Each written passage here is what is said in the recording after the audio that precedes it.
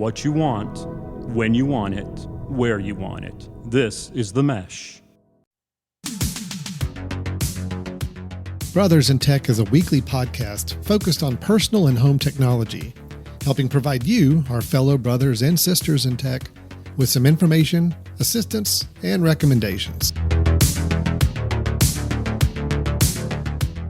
Hi, welcome to Brothers in Tech. Oh, Alan, you don't look to be in a very good mood right now, and it's funny, you look a little different than you normally do. Like your perspective that we're having with you right now on your camera. Yeah.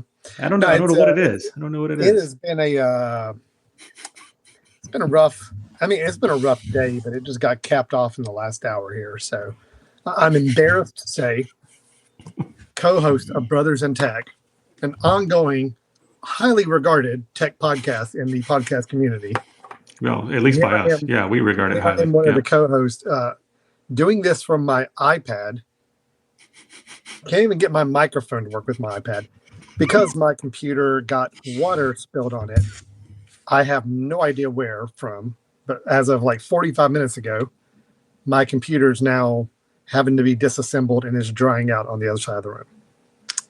But my commitment to the show, Brian, is unwavering. So I'm here under subpar conditions for me recording this. But yeah, I'm not in a good headspace right now. Well, first of all, I'm very sorry that makes me cringe to think that your new computer has water in it. You're like and 3 months old.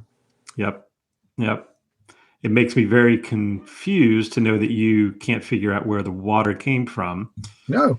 And quite honestly, I'm wondering whether your iPad is going to be drenched in bourbon, after the end of the night with the way things are going from you.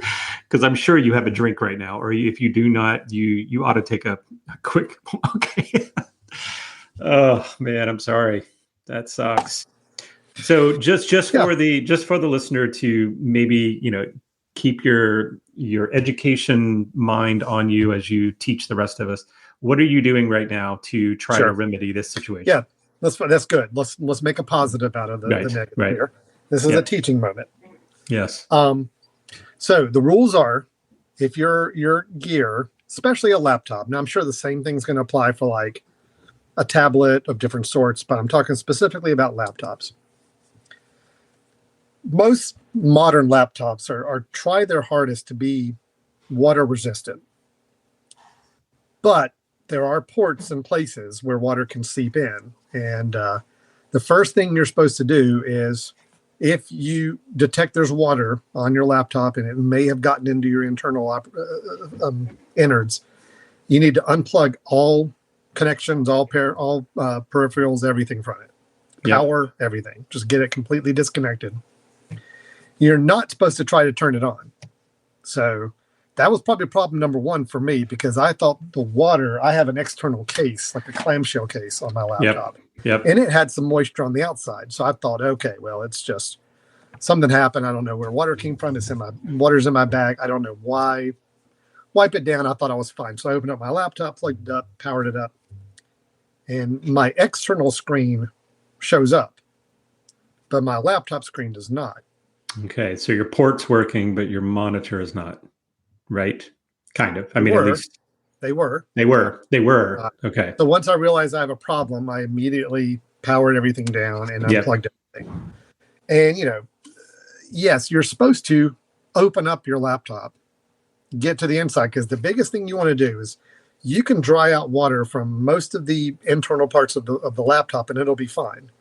But if water gets into the logic board, that's where problems happen. That's where money has to be spent and fixes come in. So the whole goal is to not let any more water get deeper into your computer. So finding a position where you can basically prop your laptop up to where water is going to flow out through whatever holes it might have seeped into and not get to your logic board, which is underneath your keyboard primarily. That's what you want to try to do. So you have it upside down, so that like keyboard is down and the back side of it is up, sort of, right? Mm-hmm. Yeah. So, and then the idea is to dry it out. So I was able to open up the back of the laptop, and I'd be happy to show you photos that I took of the inside of the laptop because it is pretty cool looking. But unfortunately, my iPad will not let me share photos or screens on this live stream. So I am somewhat restricted. But just trust me, I got the inside open. I was dabbing up water where I found some drops kind of in different spots, but it didn't look like anything had hit the logic board. Just trying to dab it up, and now I've got it open and exposed across the room. You might even hear the fan in the background running to dry it off. So when you say you opened it up via the keyboard? Yeah. You take the keyboard out? On the MacBook Pro, the newer ones, you open up the back underside panel. Oh, okay. And that shows you the entire innards of the computer. So that's kind of the direction you go with it. Okay. And once it's open, I see everything. I see the batteries, I see the logic board, I see all that. And I found some drops on a couple spots and dabbed those up and now drying off the rest. So that's my hope. My hope is I called it in time, but we will see. And one more quick confirmation though. Let's say that I'm someone who keeps my laptop on. I just close it and I keep it on and put it in my bag. I don't turn it off. But if I were to open it and realize that there was water that happened to have gotten in there, to turn it off, I'm assuming you use the power button and just pressed and held until it shut down, right? So that at least power is not running through the system. Correct. Okay. Yeah. Yeah. That's absolutely. Yeah. Actually, as you're disconnecting peripherals and connections and cords, you power down the laptop, get it powered off because you don't want anything running inside the laptop if there's possibility of water inside. Yeah. We'll see. I mean, it did say it could take 24 hours for it to dry out completely. And I'm sure there's safeguards on the Mac where if it thinks there's water inside, it's not going to let you do things. Right. So I kind of hope that's where it is. We'll see. Yeah, I hope so too. I mean, honestly, the listeners should realize the links that Alan goes to educate all of us, right? I mean, the things he'll do to, he'll sacrifice his own computer just to be able to teach us how not to have that happen to us, right? Thank you, good sir. I'm trying really hard to not be detective and try to figure out what family member in my household might have accidentally had some water too close to my bag that might have dropped in. Yeah. But again, they don't listen to the show, so I can say whatever I want to. So. First of all, did you make sure it was water? Yeah, it definitely is water. Okay. I checked that out. Because my bet would have been on that devil cat peeing on your laptop. Yeah. Quite honestly. Believe me, that is the absolute first thing I thought of. But it's very clearly water. Very clearly water. I did smell test. Nothing's sticky. No soft drink. No anything. It is pure water. So I don't know. Well, I do want to say not to stress you out anymore, but your video is starting to freeze a little bit. Sure. Actually, it looks like it's back better, but yeah. I mean, of course it is. I'd be shocked if it wasn't. Actually, I'd be shocked if it's running super smooth right now. Well, so Brian, I am somewhat restricted on this show. I had the best episode planned. Oh, I tell you, it was going to be marvelous. I had. Oh, so you did background research and everything? Yeah, I did. I got screenshots I was going to pull up about the story we're going to talk about. I had everything ready to go. I got nothing now. So I'm going to count on you to show and guide us on things. I will certainly commentate, but I don't. Good. My frame of mind, I'm probably going to be a lot more negative on everything we talk about than I normally would be. This sucks.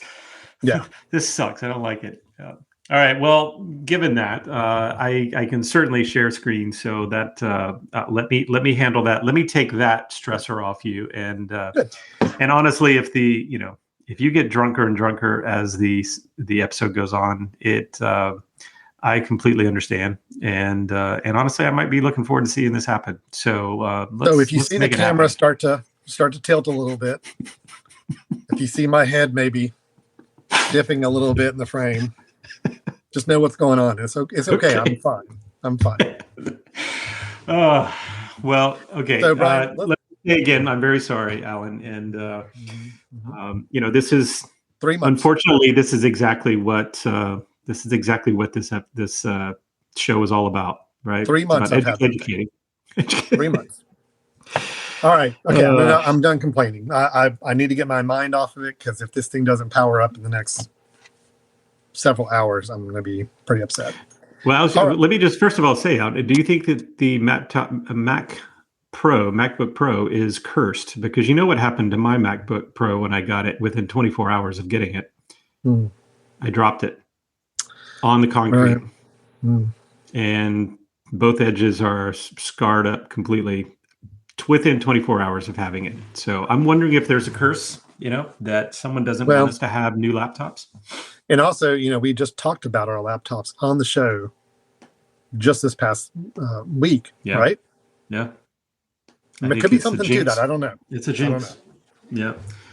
Well, there's also a good chance this light is going to die out that I'm using right now. Of course it will. Yeah. So I'm just letting you know, if I start getting darker, that is why. If it's harder to see my face. Probably a good thing. So, Brian, let's talk about what we're going to talk about. Yeah, let's do that. Let's try to get some positive things going here. Okay.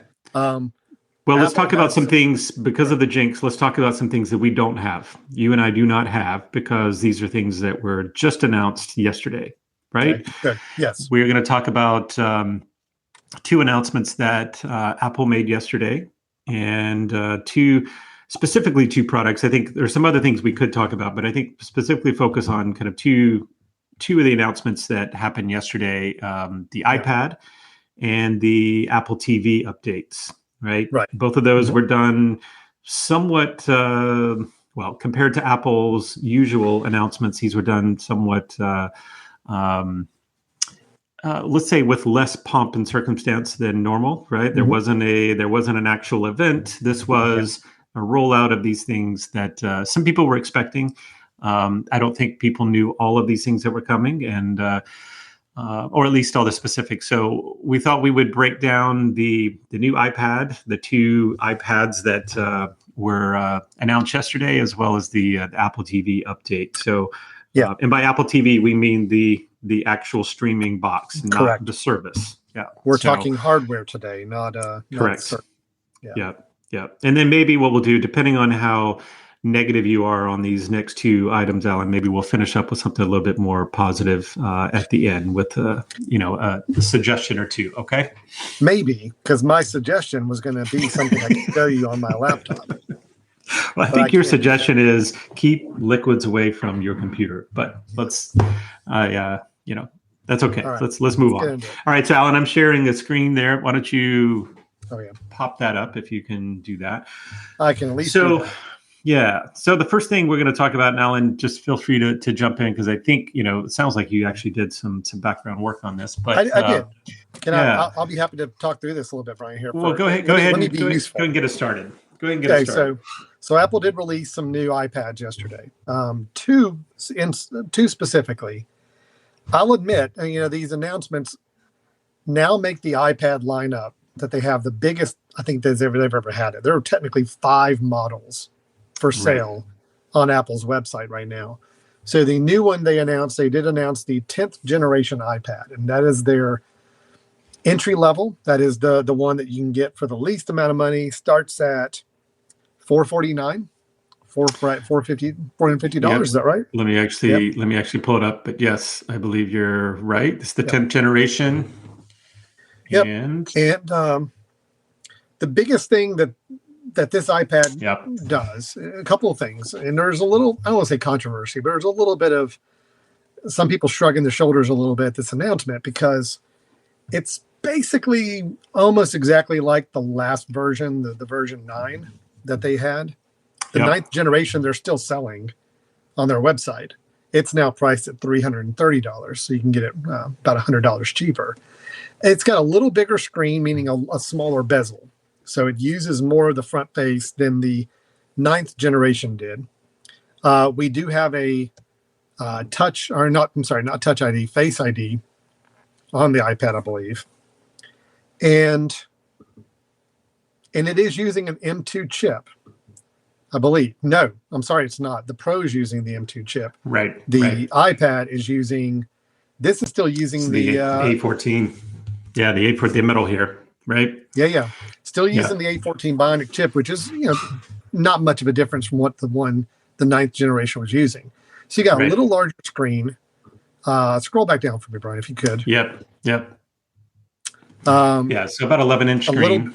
Yep. little better back camera. Little better And those processor. for those watching, by the way, the right two columns, if you can't see that, the right two columns are the 10th generation and the 9th generation iPad. So those are the two we're talking about. Yep. This is the update from the right column to the middle column. So you can see the chips updated. It's a slightly bigger screen, a little better screen, better camera. But here's a couple of interesting things. It is using USB-C instead of Lightning. Now, I do like that. I do too. The faster we can get away from Lightning connectors, the better. For those not quite clear on it, the Lightning connector is what your traditional iPhone connector is right now. It's what you use to power up your iPhone. It's the connector that's really small, kind of a rectangular slot. It's got some white stripes kind of on the front side of it. It's kind of ubiquitous. It's the one everybody has for their phone. iPad started moving to USB-C with the Pro level, but now we've got it at kind of their at their entry level as well, which is good. So I do like that. Agreed. It is still using Touch ID. So my apologies. It's still using Touch ID. It's not using Face ID yet. Storage is the same. It works with the same first generation pencil that the 9th generation did. Which is kind of annoying. Newer pencil on it. Yeah, it is. Yep. So a lot of people are kind of shrugging about this because you got a little bigger screen, and even though you got a slightly faster processor, you're not really going to see a lot of difference on this. So it's kind of a very, very, very minor update on the entry level iPad. So honestly, for somebody in the market for a new iPad and just wanting to get the basic entry level iPad, I'd still go with the 9th generation because you probably have Lightning connectors all over the place. If you want to save money, it's $120 cheaper. Yep. You're not going to lose anything really on power or speed, really. If you're looking to save money and not caring about having the latest and greatest, I mean, the 9th generation is still pretty comparable for what we're seeing there. So, Yep.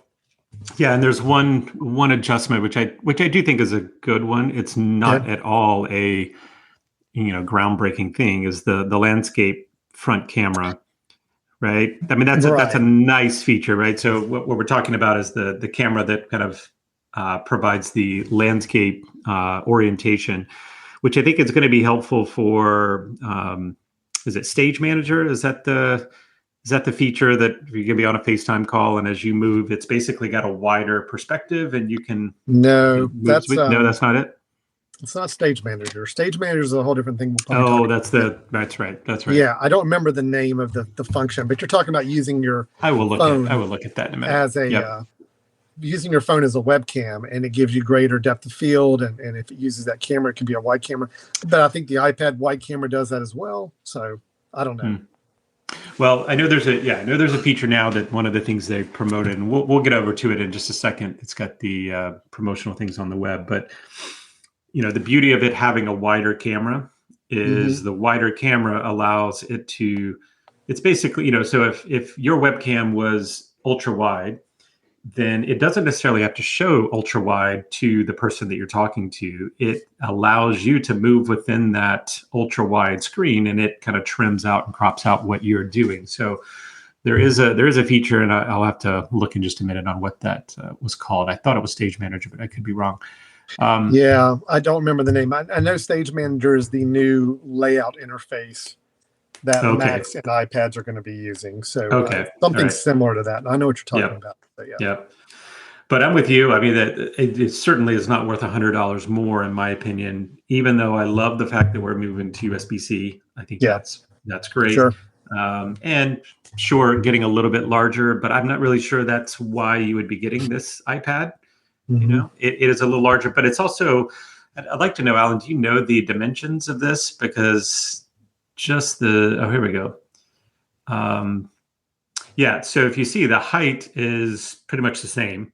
So what it is, it less bezel, right? It takes the screen further out. The width, it is a little wider than the current one, but it's pretty darn similar in terms of height. So this is one of those, you're getting a larger screen for somewhat similar real estate, right, of the iPad. And but I agree with you. I don't think it's worth it right now. I was a little disappointed. If it gave access to the new pencil and it potentially put an M1 chip in there, I would have been saying yes. I would have said that would have been potentially worth that extra cost, right?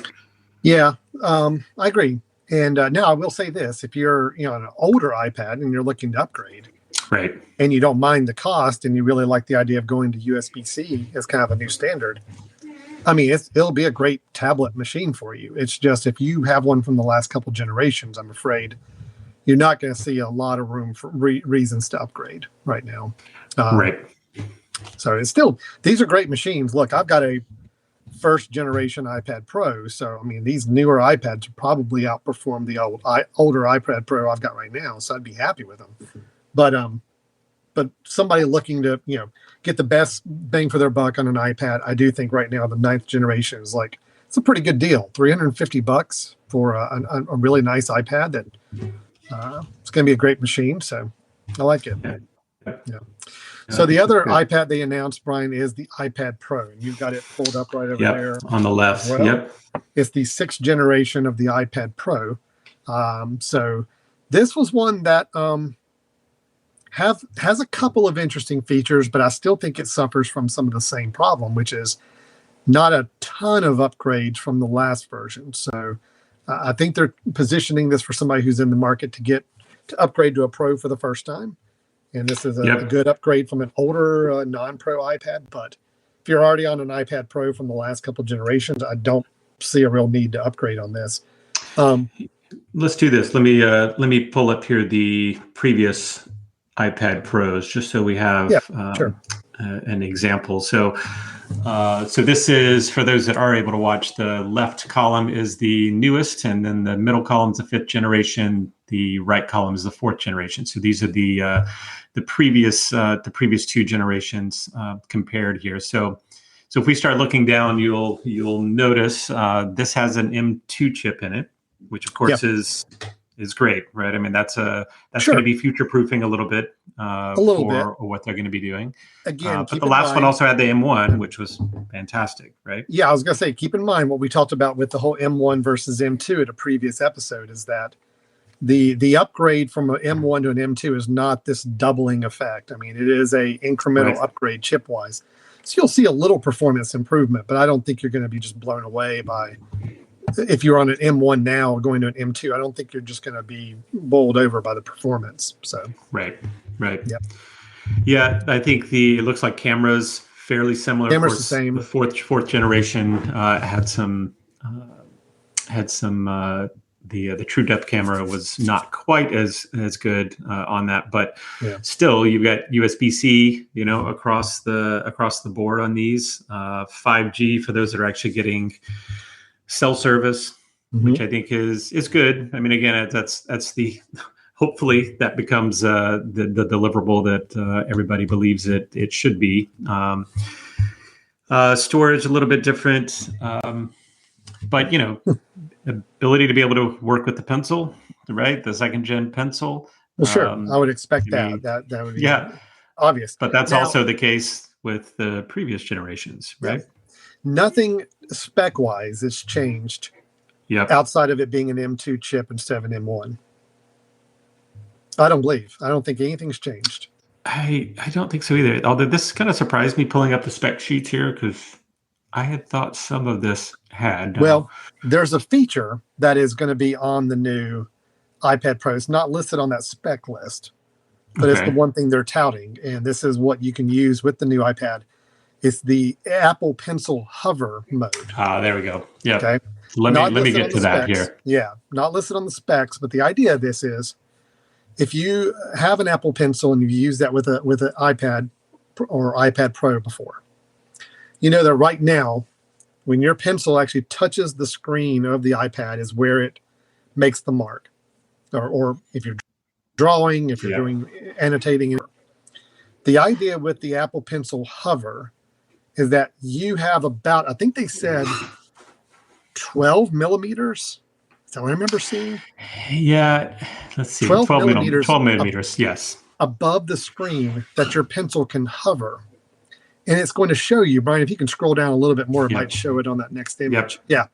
Yep. It'll actually show you on the screen like a preview of where your mark's going to be before you actually make it. Now, that may sound pretty trivial, but for anybody who's ever used this for drawing or sketching things, pretty much once you put your pencil down, I mean, that's it. That's where the mark's going. Yep. And if you don't like it, you have to go and undo it or go backwards on your steps.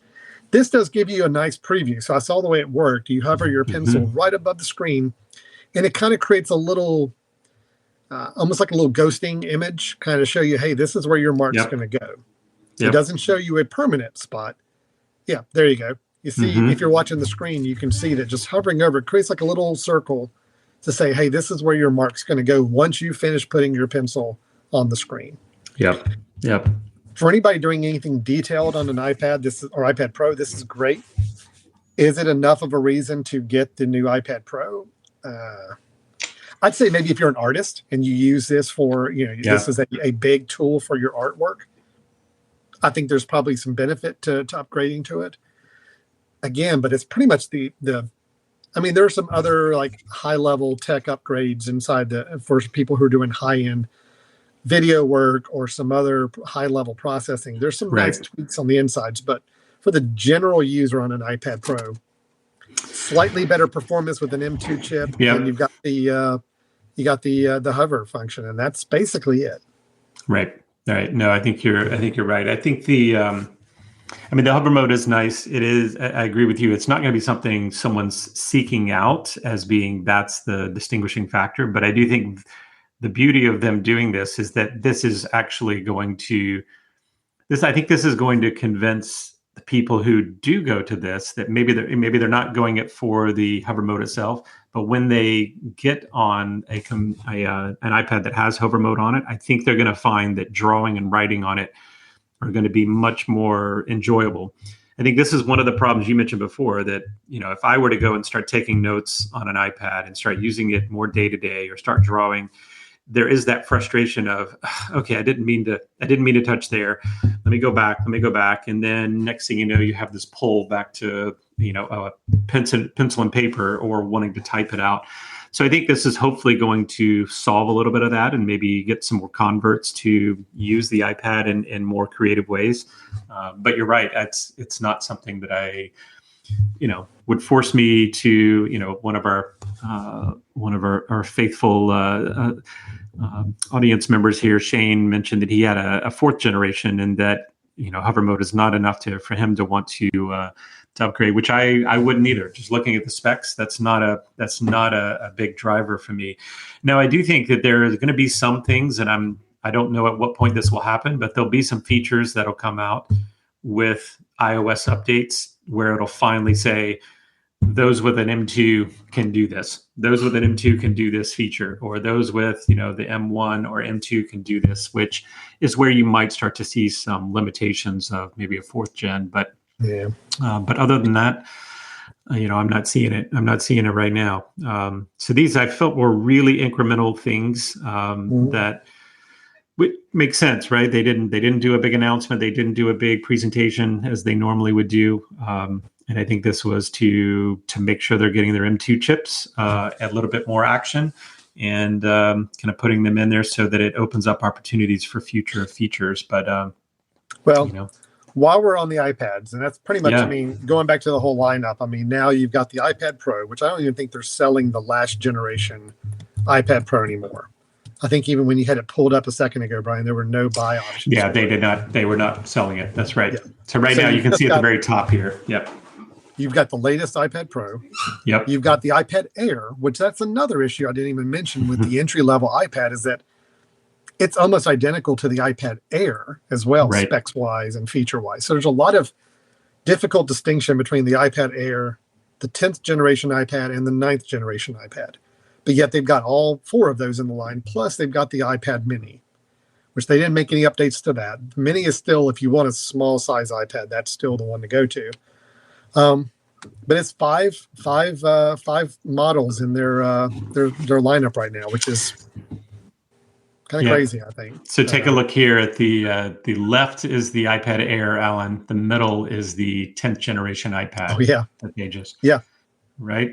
So your Air is an M1 chip. Your 10th gen that just came out is the A14 Bionic chip still. And the M1 chip is better. Just go ahead and lay that out there. The M1 chip is obviously the better option there. But everything else is looking similar. Same. The Air will work with second generation Apple Pencil instead of the new entry level iPad. And I mean, it is costing more. I mean, you can get $599 is the cost for the 64 gigabyte version. So it's $150 more than the entry level iPad. So you've got options. If you're looking for an entry level iPad and cost is a factor, you want to keep it cheap, I'd go with the 9th generation. If cost isn't a factor and you just want to future proof and be kind of with the latest and greatest, the 10th generation will be fine. I think you're maybe overpaying for not a lot of new features, but right. And then if you really want the kind of the really upscale model that is using a faster chip, has a few more features to it, and you pay about $150 more, the iPad Air is kind of where to go. So Yep. And basically the iPad Air to the iPad Pro is what? We're talking a difference of, $500, right? Yeah. Yeah. So it's $500 more to jump from there. I do think this is, we talked about it before with the MacBooks, they're running into some problems with branding and naming of these things, right? For people to understand. I mean, when I look at something and see an Air, I think trimmed down, simple entry, right? Because that's the way I've always approached maybe a MacBook Air. And now it's looking like that's not the case at all. That's maybe a lighter version of the Pro, or taking a step toward the Pro, but not far enough. And I don't know. I think they have some issues there. They really do. I agree. And I agree. And I cannot figure out why they put out a 10th generation that does not have an M1 chip at least. I can't. That baffles me unless they have a bunch of chips they want to get rid of. I'm put them in. Before an hour and a half ago, where I'm now having to use my iPad as my only computing device, my iPad Pro. I've half a mind to say, look, I may actually get rid of the iPad Pro and go with a newer entry level iPad, because what I realize I use my iPad for, I just don't work on it. I really use it for consumption. I watch things on it. I read things on it, and I take notes on it. So I was really thinking, maybe if they released an iPad 10th generation that worked with the latest Apple Pencil, had an M1 chip in it, I'm like, that's probably where I would go and get that and just use it for note taking and reading and watching movies. That's all I need. But now I'm just like, nah, I don't really feel like I should buy that quite yet. I still feel like I would lean more to the iPad Air, but I don't want to put that much more money into it. So. Right. Anyway. So I think, I don't know. Our takeaway so far is that maybe a little disappointing, underwhelming, and confusing. I'm glad they didn't decisions. I'm glad they didn't schedule a big event around this and made press come out there to California to report on this, because it would have been very, very deflating. So I agree. I think that would have been problematic. So, but let's talk about an upgrade that I'm actually a little more interested in, and that would be the Apple TV 4K. Is that what you're going to have pulled up, Brian, for us? That is it. Yep. Awesome. It's almost like I read your mind. I knew exactly where you were going. Yeah. Well, I got to pick up the slack today, so there we go. That's right. So the the Apple TV 4K. This is the third generation of the 4K version. Of the 4K, I think you're right. Yeah. Yep. They had previous Apple TVs that were not 4K capable for many years. Then they released the Apple TV 4K. Now this is the third iteration of that. The big thing about this, couple really interesting things. First off, I'm just going to go ahead and call it out there. The price. Okay. Yeah. We're getting down to $129 for a starting unit. Now that is a 64 gigabyte version. I'm going to talk about that in a moment, because I do have some thoughts on the whole space on your, storage on your Apple TV. But it is $129. You can now get it. Now, I think $199 is where the units were before, I believe. Well, I think they were saying that it's maybe a $20 or $40 drop from where it had gotten to. So maybe the thing is, this was an announcement and an increase in performance, but a decrease in price, which rarely ever happens. Well, which also means they want to sell more Apple TVs. Yes. So yes. I like the fact that I hear from what I read, it's lighter. It's a little bit thinner, which is kind of nice to know. It is using some better specs, better performance. Now, here's a very important distinction about these Apple TVs. They have two models. Okay. Yes. You have the 64 gigabyte version and you have the 256 gigabyte version. There's a price difference between the two, but there's also some, it's not just storage that they change up. It's some capabilities as well. The lower cost option, the 64 gigabyte version, does not have an Ethernet port. That may not be a big issue for a lot of people. If you are completely a wireless network at your house, your Apple TV will run fine off of a wireless network. But if you're somebody like me, who I like to have it plugged in and I've got Ethernet running to my Apple TV, I like having an Ethernet port. The Ethernet port only comes with the 256 gigabyte version. The other thing you lose is there was one other thing you lose. It's the networking. Support for Thread. Yeah. Now, Brian, you and I have not really talked a lot about Thread. We have not. No. I think we mentioned it in passing in one home automation episode months ago. It's a new standard that's going to be rolled out where you've actually got multiple manufacturers, including Apple, and I think Google and some others too, all kind of working together on a more common architecture for home automation. If devices work with Thread, that's the name of this alliance, there's going to supposedly be greater compatibility between units. Hopefully to the point where Apple devices, if I want to add devices to HomeKit, as long as they're Thread compatible, they'll work. That's kind of my hope. I'm crossing my fingers for. Yeah. So you are kind of future-proofing a little bit your Apple TV if you get the higher storage model, because it is capable of using that Thread networking support, where the 64 gigabyte version is not. Okay. Yeah. So that's an internal networking thing, right? Yeah. We talked about it before about I think Matter was the other thing that we had talked about. Oh, right. Yeah, Matter. So to that? Matter and Thread, I think, are similar in that Thread allows Matter to work, or Matter allows Thread to work. I'm trying to remember which one it is, but the idea is that eventually the Alexas, the Google, the HomeKit, all of these devices that get on this standard, their new devices will start to be able to communicate, or at least have the opportunity to communicate, which they don't now. And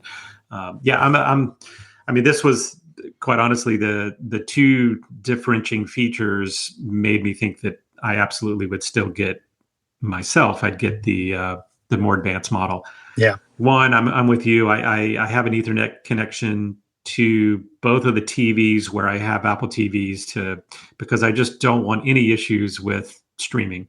Yep. And even though I have those Ethernet cables are connected to Wi-Fi bases, so technically they're not actually, it's not over Ethernet straight into my, straight from the hub. It's coming from a base, which means I'm helping one of my connections, right? Yes. That to the hub. The hub is wireless to the main, so I have kind of a mesh system. Yeah, I have two places in my house where I run hardline Ethernet straight to my router, straight to my actual internet router, just to get the best performance. One comes to my desk right here. I'll plug my laptop in for that, and the other goes to the Apple TV. So that's kind of where I am with that for sure. Yeah. So I like it. I mean, price went down, features went up. The Siri remote. A couple of things with that. The Siri remote is still the newer version of the remote, which I think is ultimately better than the previous versions. I assume. I don't have it. Do you have it? I've used it. I don't have one. Okay. I don't have an answer for that. Yeah. Is there something else I can help with? Sorry, she's talking to me. Hush, Siri. I've used it. It's better than the previous remotes, which are some of the worst remotes ever released. It's better. It's still not perfect. It's still not ideal. But it does have a USB-C connection to charge it, which I think is really nice.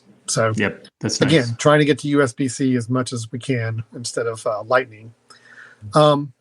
Now, with the Apple TV models that are being released, there's also going to be a TV OS 16, I believe. Yep.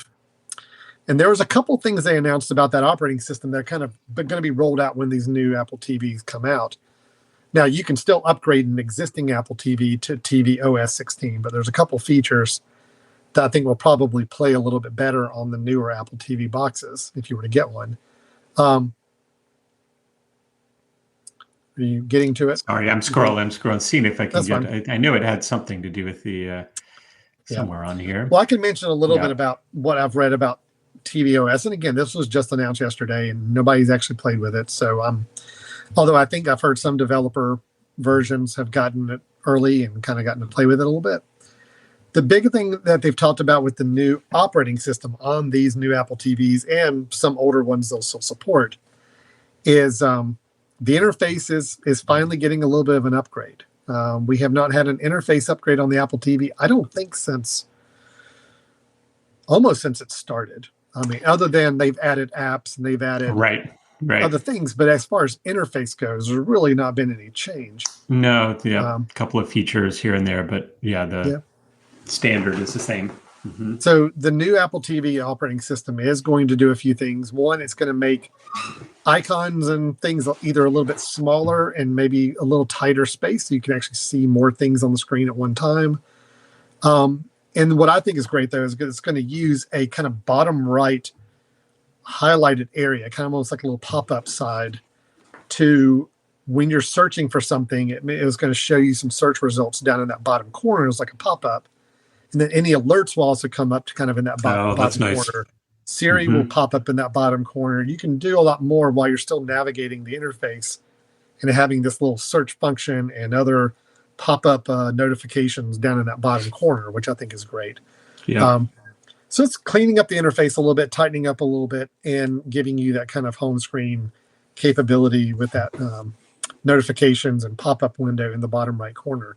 So they don't really show that anywhere, do they? Yeah, no, I haven't seen it here. I mean, if somebody else were pulling up screens and searching for this, we'd probably have no problems at all. Yeah, probably have no problems. Yeah. The other thing about tvOS 16, which I think is a huge deal, Brian, and it's kind of embarrassing this has not happened already. Right now, if I want to use SIRI, the girl that was just talking on your camera a second ago, if I want to use that individual in my house, I have a HomePod where I can talk to it. I've got my phone that I can talk to. I've got a Mac I can talk to. But on the Apple TV, I have to press and hold a button on the remote to talk to this person, SIRI. And now with the new tvOS, if you're wearing AirPods, you can actually say, "Hey, SIRI," in your Apple TV. If you are watching your Apple TV, it will respond, and you can talk to it that way. May sound, again, like a minor point, but I'll tell you, it's so annoying to get so used to speaking to devices around me, and then when I'm on my TV, I'm like, oh, yeah, I got to find... First off, on the remote, it's hard to find the Siri button. I got to fumble for it and all that. When I finally do find it, I have to press and hold it down to talk, and it seems really... It seems out of place with every other device I've got around me right now. So I love the fact that that's at least going to let the AirPods have that interaction with it. Yeah, but there is no voice recognition on the box itself, correct? I don't know.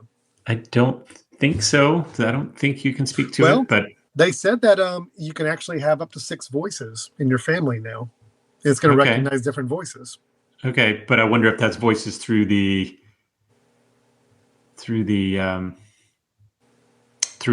remote. I'd know if I had a laptop to look it up on. Yeah. So, Shane's asking a question of, is that only with the earbuds? I know with the earbuds, there's no pressing necessary, right? It's just like if you're wearing them now, if you're wearing AirPods now, and you have that feature turned on, you can just speak, hey, S word, and you don't have to press anything, and it'll start to respond to you. Yeah. I think the idea is still that you'd have to speak to the remote, probably not to the box, but the remote itself, and then that has a button. I don't know if there's going to be a feature where you can just say, "Hey, always be listening." Although I'm not really sure I would want that going with the remote, given where the remotes get stuck in where the microphone is, get stuck in your couch and everything. But I still think that's going to be a little bit of a concern.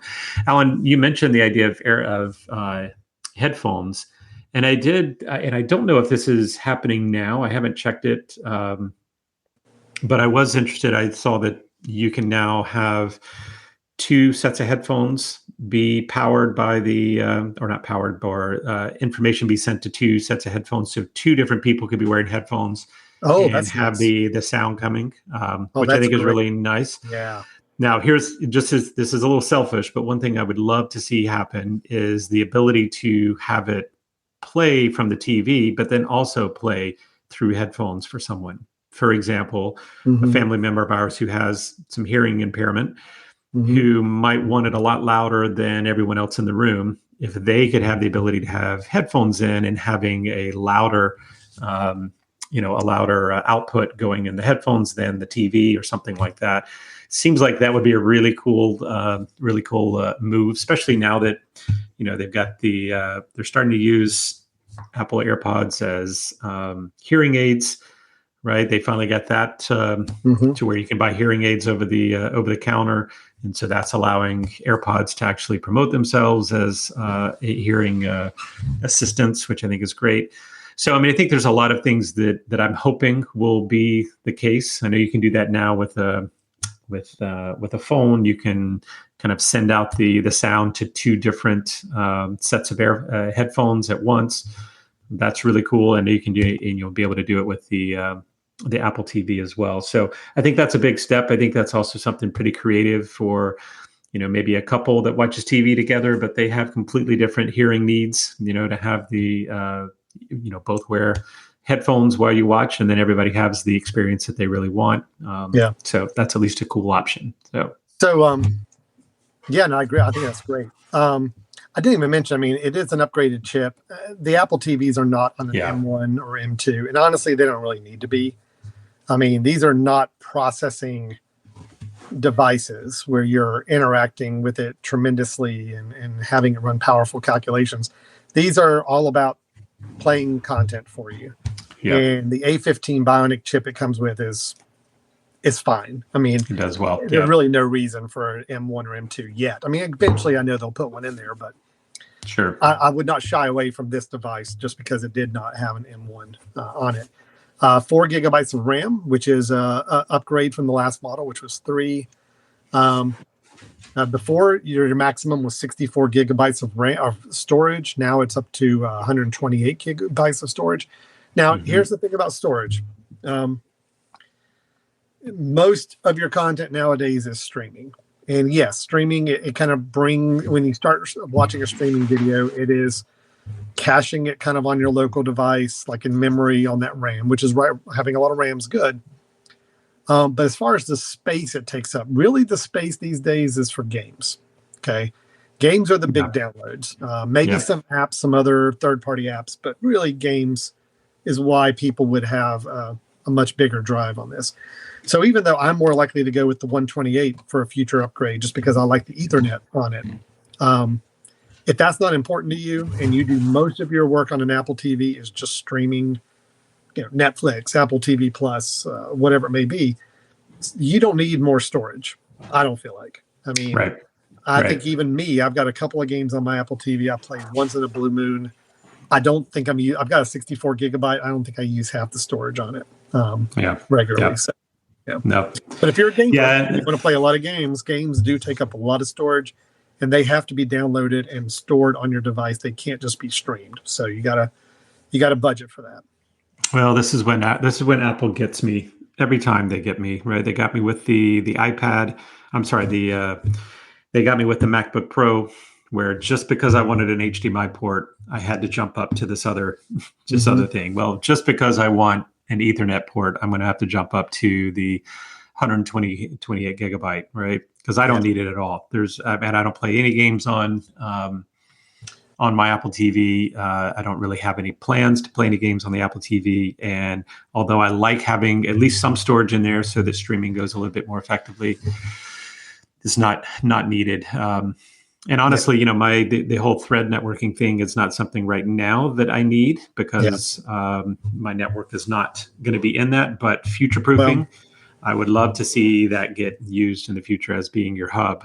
And it's hard to say too, like where exactly that thread technology is going to go. I mean, we don't know. We don't know what advantages it's going to provide quite yet. We don't know how many other vendors are going to come on board with it. So you could say it's future proofing to get it, but you're also kind of rolling the dice a little bit. Is it going to be as important for us in the future? I don't know. Right. So, yeah. Right. I think the Ethernet port's the big deciding factor. And if you don't need what was the price difference? $50. Let's see. $20. Oh. So yeah, I would be going with it, right? $20. I'd be going for the Ethernet just myself. Maybe there's really not much of a reason to not get the larger capacity one. So right. Yeah. If it was $40, $50, I'd say get the lower one if you don't need Ethernet. At $20, well, it's kind of hard to say not get the upper version. So. Right. Okay. Yeah. That's Apple that's TV. I'm a little more excited about the Apple TVs just because I like prices to go down and I like features or capabilities to go up. And that did both of those. So it was good. The last thing I think... Oh, go ahead, Brian. Yeah, I was just going to say, Alan, I know we don't like talking about rumors too much on here, but hearing the rumor that Apple at least is working on some level of a screen hub for the house, like a home screen, very similar to what a Google Home screen might be, an Alexa screen that we have in our house that kind of becomes the hub for lights and all of these things, like an iPad version of that, maybe mounting to the wall. Then I start thinking, okay, now I do want to be starting to look at HomeKit and, getting some things that might actually start working together. I'm hoping that this Matter and Thread kind of progression is going to allow more of the devices to work together and more options. But, I'm getting much more tempted now to maybe switch over to start to come your way. Certainly the ability of having, my TV screen actually provide notifications of, someone just walked in front of your house or someone is at your door, those sorts of things, so which there's a real benefit for that. So we'll see. Well, and of course the price point is helpful to get in on this now. Look, last thing I forgot to mention, for anybody who's a real kind of video geek out there, loves the specs on the video playback on your TV or projector or anything. This Apple TV Plus, the new one, will support HDR10 Plus, which is another content. And granted, it's only going to depend on what apps support it. YouTube, Netflix, Disney Plus, all those have to support it. And your device, like your TV or projector, has to support it.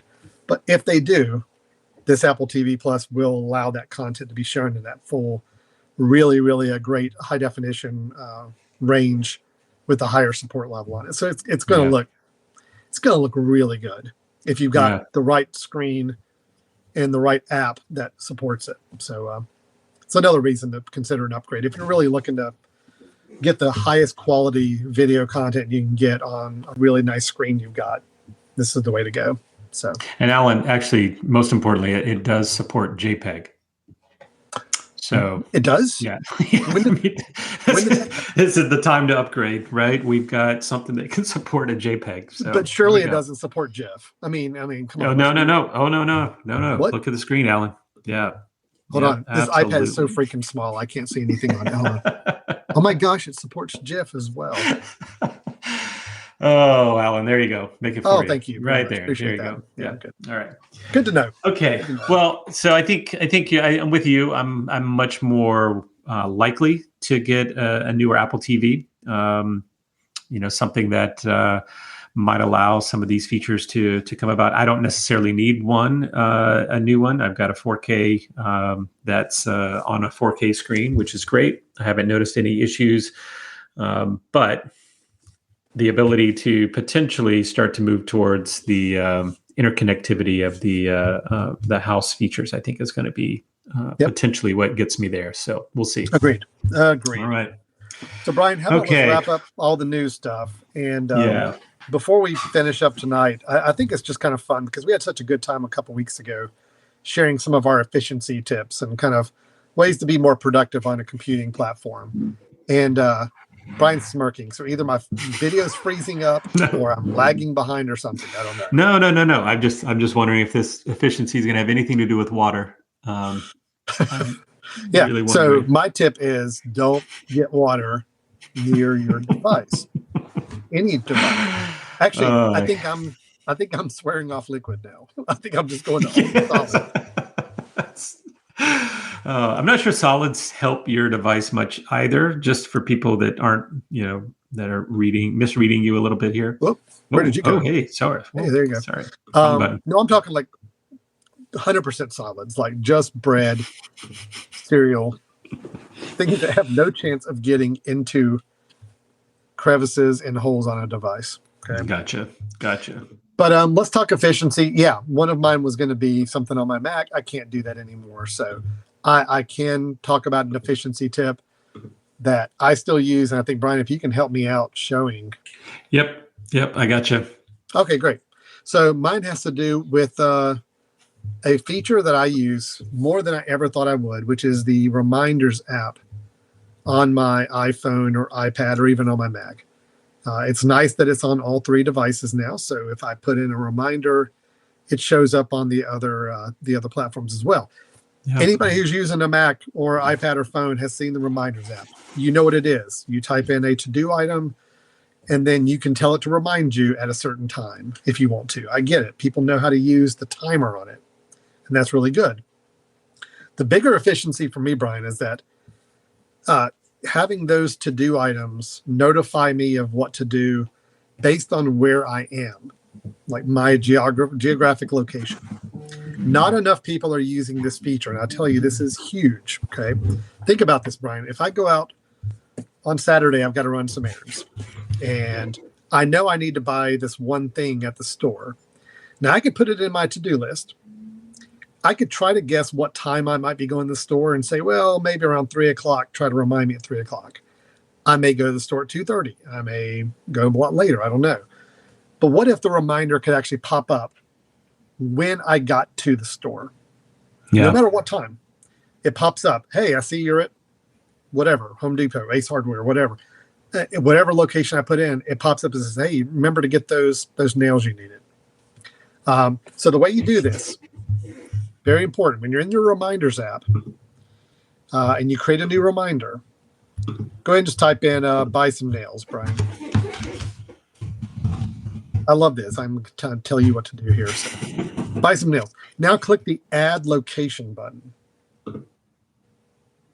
Yeah, you're not seeing the pop-up, but it is dropping down a list of options where I can type in. So it's going to bring you up a pop-up window. Unfortunately, this live stream software doesn't show pop-up windows.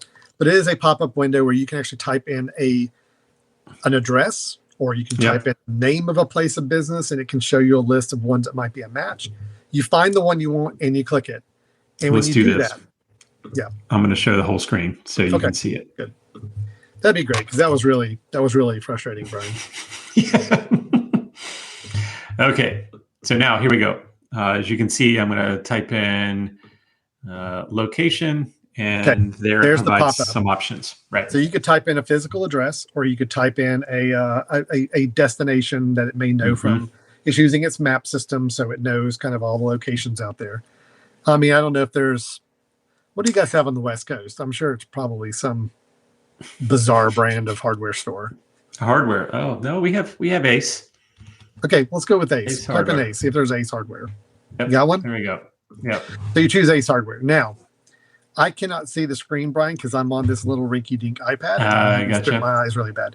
But I know there's an option to be able to say. It basically says if you're arriving. Yep. Right now it says arriving. Yes. Okay. So what it's going to do is it is going to, whatever device is kind of your primary device, which Apple knows, if you're traveling out with your iPhone, it knows your iPhone is kind of what your location is based off of. When you approach that Ace Hardware, That's when it's going to notify you with that reminder. Okay. Yep. Yep. I think this is huge. I use geographic locations so much more than I do time because I don't always know exactly what time I'm going to be doing something or need to do it. Yeah. But most of the time I know that, hey, I'm going to be going to this place. Remind me to do that when I get there. If I get to the office, I can put in one, say, put in my work. When I get to work, remind me of these 3 things. So I see it right as I pull in the parking lot. It knows kind of geofencing around my office where when I pull into it, and it pops up and it's an actual notification on my screen. So that is to me a big efficiency saver, using geographic location for your reminders. Yep. Don't base it just off a date and time. You can still do that, obviously, if it makes sense. But if it's anything that's based on a location that you want to be reminded when you get home, when you get to a store, when you get to the office, whatever, put in that geographic location. And to me, that's huge. So. Yep. No, I use this all the time.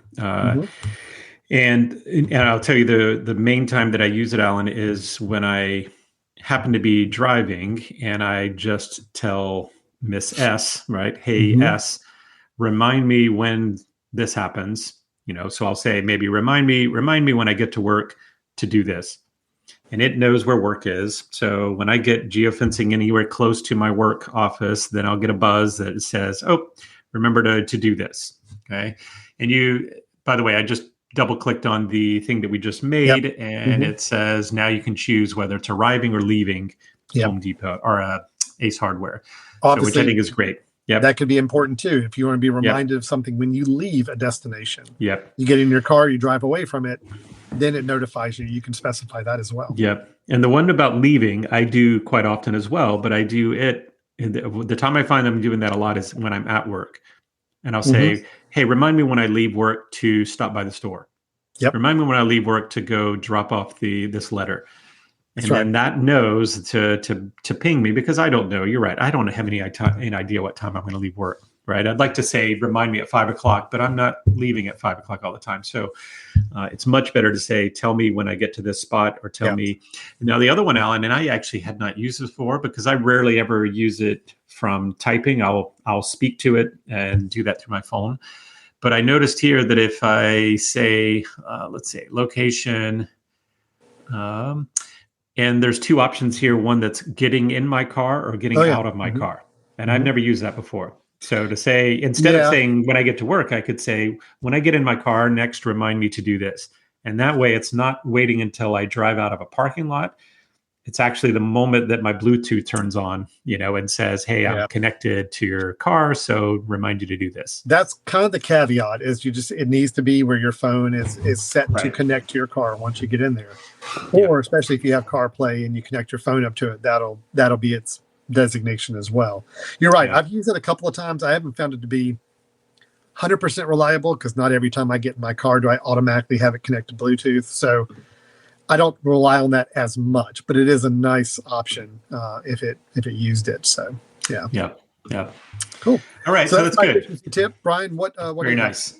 Well, So I'm going to be a little different here in that I'm not going to show you an Apple built-in feature. This is an app that I purchased, but it's an app that I purchased for a very specific reason, and I've gone through a couple of them. And in terms of efficiency, for me, this is a game changer, which is a copy and paste kind of memory sort of application.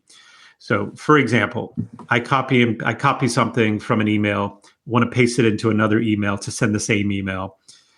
And then I want to send that same thing again to someone else, but I go back in and I'm copying an address and go, paste the address in. And now all of a sudden I can't get back to what I copied before. So I have to go back and copy it again.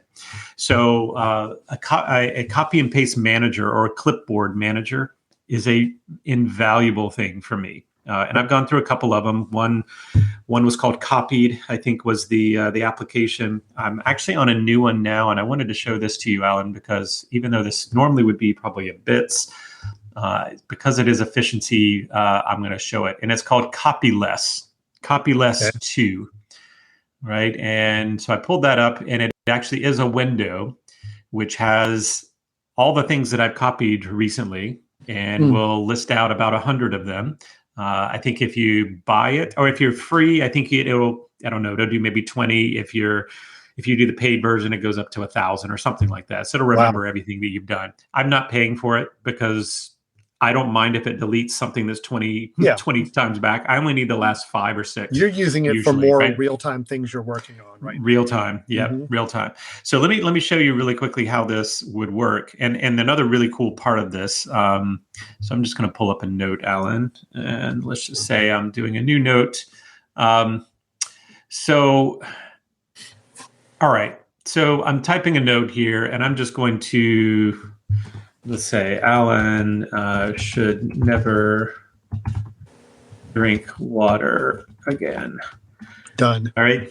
Okay. So obviously, as I would normally, I'm going to highlight that text, click copy, and take a look what happens in the top right of my screen. Oh, actually, maybe it doesn't do it when the window's open. Actually, let me minimize this window. Let me do it again. I click copy right now.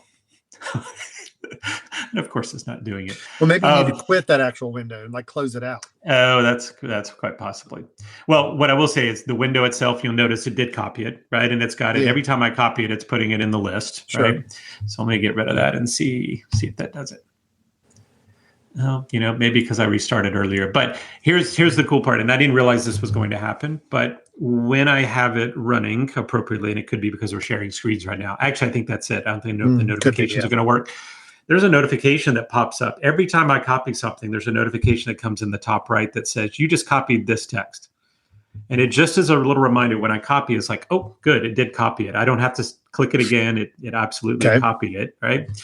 And then wherever I go, I can paste. Now, Alan, if I come back to this document, wherever my cursor is, I'm going to just pull that window up again. So if I have this window, and let's say that it's something that I copied earlier, much earlier. Let's say I have this is a link that I have. I can just double click on the link and it pops it right into wherever my cursor was, whatever document I'm working on. So, oh no, I want this as well. Okay, I want to go down and let's say that it's something that is a little bit more formatted. Well, that's just a link. Let's see if I can get something that has a little bit more formatting to it, which I don't know if I have on here. Well, while you're doing that, I've got 2 questions. Ahead. Sure. Yeah, I've got 2 questions. If you got the free version, which only gives you 20, is there any way to kind of lock in a couple of them and say, look, I want these to be perpetual, that I think want these to always be kept, even if I've copied more than 20 things lately, and it's building that list. But if there are 3 of those items, for example, I say, I always want these 3 to be in my list of 20. I'm curious about that.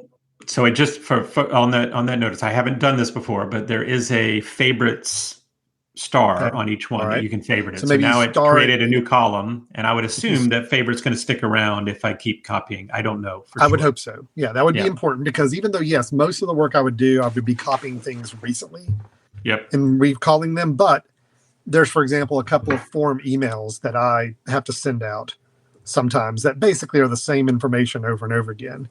And what I do now is I pretty much have a email draft that I already have the text in. I pull up that draft, copy it, and then paste it into a new email.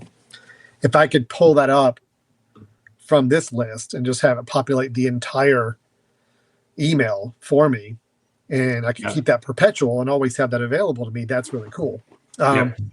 Second question is there a way, if you have that list, and let's say you do have the paid version with 1,000 of these things, is there a way to search them quickly, either keystrokes or some other way to find them? Will I have to scroll down the list? Right down at the bottom of the screen, there's a search box, and I have not used it before. Let's just say Alan, right? Yeah. So then it's going to search for all of the things that have Alan in it. Yeah, that's what I need. So, like, if you've got the paid version, which let me just check and see, the paid version, lifetime free update for $7. So you are $7 one time, and you get one time $7, and you have that really huge number of things you can copy.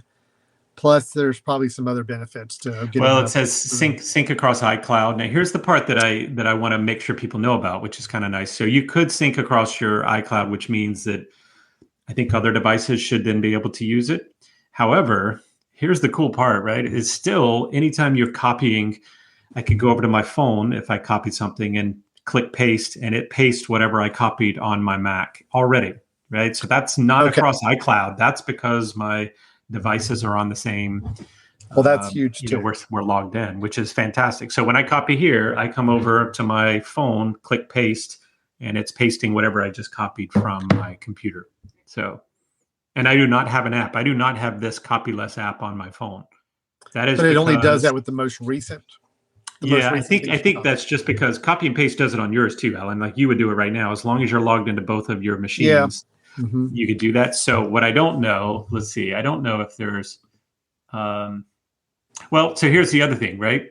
You can go back to this window, do a search, and then instead of double clicking to put it in place, you just go and tell it to copy again, right in the top left, copy again. It's ready to be pasted, and now it should show up on your phone as well. No, so there's ways around it.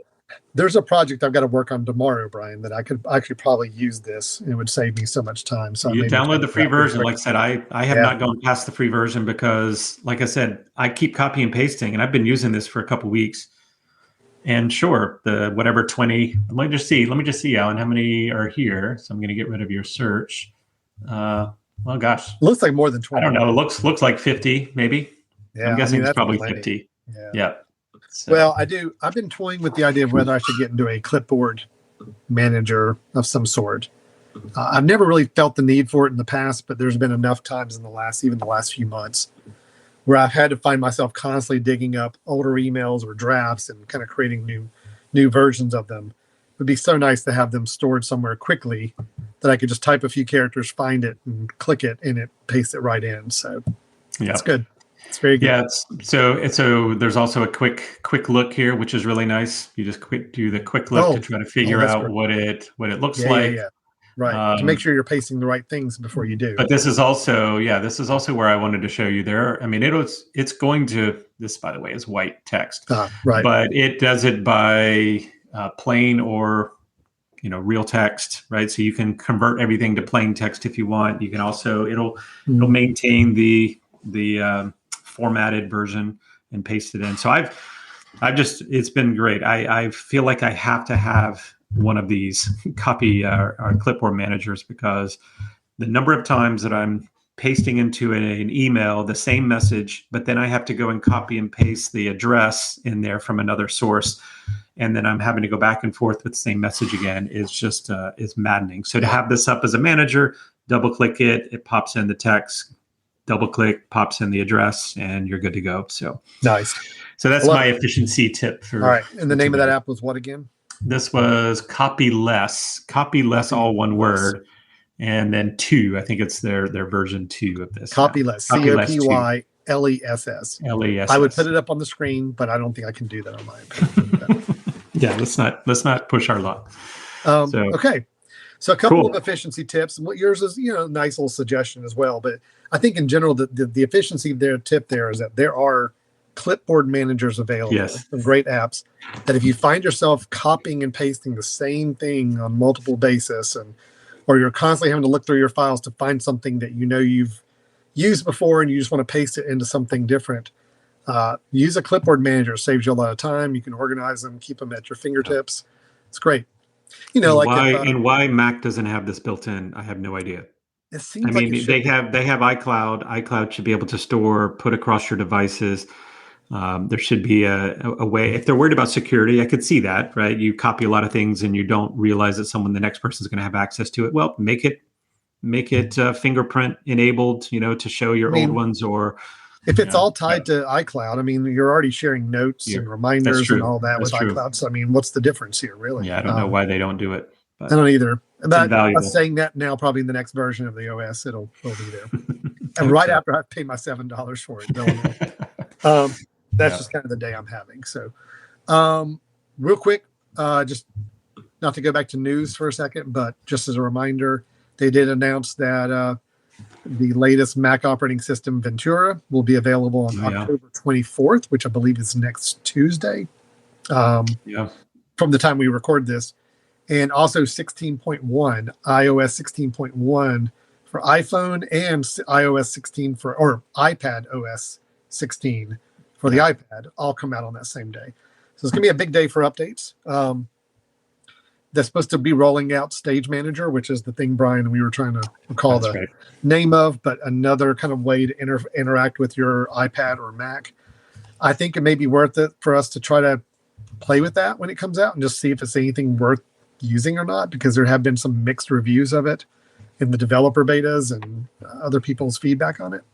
So I'd love to talk about that a little bit when it comes out, and we can probably do a little quick synopsis of the latest operating system for the Mac, because that is a true whole nother version coming out.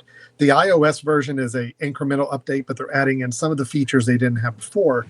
Most notably for me, the iCloud family photo libraries is going to be added with 16.1 for the phone.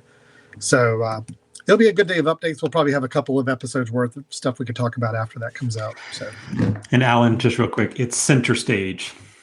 That's the feature. Just the camera looking down and no. So this is when it keeps you centered. Right. The iPad itself has a very wide range, but it only allows. So if I move my head, it's going to follow me because I'm still within the wide range of the iPad. Center stage. The iPad's center stage. So I think that's really cool too. Stage Manager is the new feature we'll be exploring when it comes out here next week. So, okay. Awesome. Good deal, all right. Well, Alan, I hope you drink a lot after we're done here, and I hope that this has at least allowed you to. Well, more, because I know what's going to happen in a second is you're going to turn around and see that computer that is drying out, and I know that's not going to make you very happy. So, fingers crossed, everybody. Good luck. Thoughts and prayers. Thoughts and prayers. Oh, brother. Yeah, I hate it for you, man. But I have a good feeling it's going to work out fine, though. It's going to pop back on. Just here real quick, because I did find out I can actually do some captions. Info at themesh.tv. If you've got questions, you want to talk to us, ask us anything about this episode or future episodes.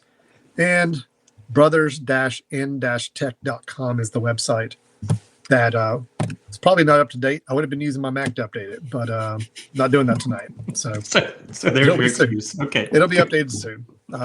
Nice. But that's where we keep a lot of our archive episodes and some other notes up there as well. Awesome. I think we have a page of our bits as well up there. So if you want to go back and see some of our suggestions from some older episodes, we keep an archive of a few of the episodes up there.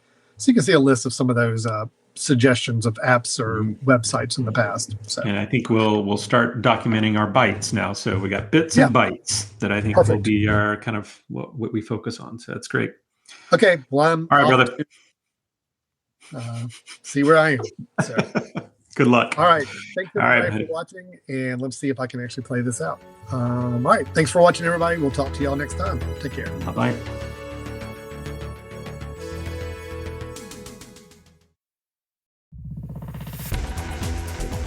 You've been listening to The Mesh, an online media network of shows and programs ranging from business to arts, sports to entertainment, music to community.